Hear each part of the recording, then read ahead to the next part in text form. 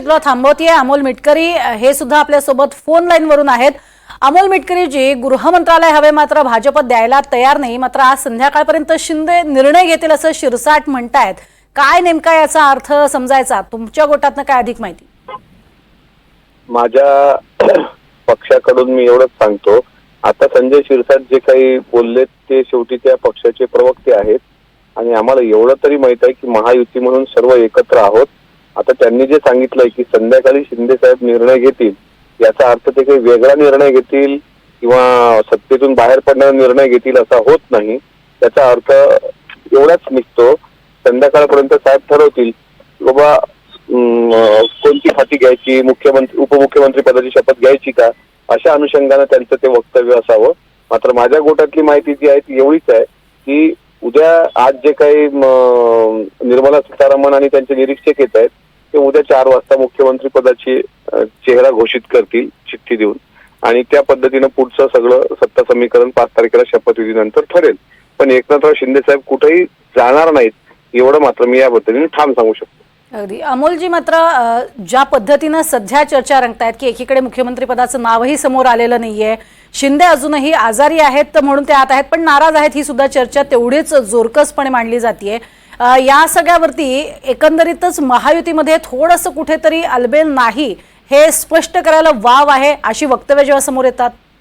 नाही, मला एक सांगा, मानवी मर्यादा असतात ना हो काही।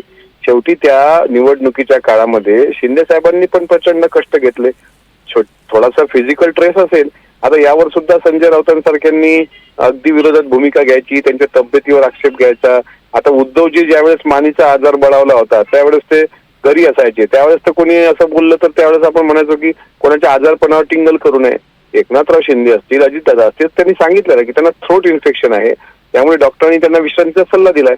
याचा अर्थ ते सत्ता समीकरणाच्या बाहेर आहेत। किंवा एक गोष्ट तर क्लिअर लक्षात घेतली पाहिजे की महायुतीला लोकांनी कौल दिलाय, त्यामुळे महायुती एकत्रच आहे। काही आलबेल वगैरे असं अजिबात तुम्ही डोक्यात आणू नका, ते आलबेलच आहे।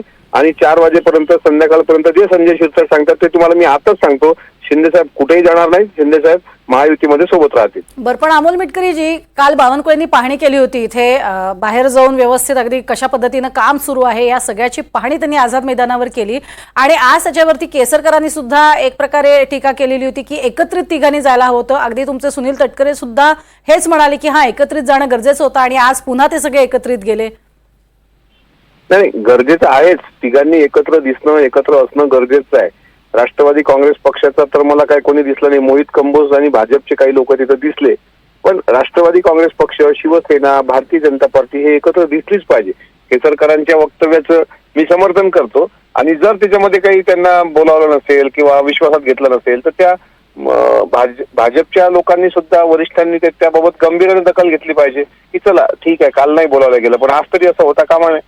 त्यामुळे तिघं एकत्र आहोत तर एकत्र दिसलं पाहिजे। नक्कीच, धन्यवाद अमोल मिटकरी जी, आपली प्रतिक्रिया दिलीत त्यासाठी।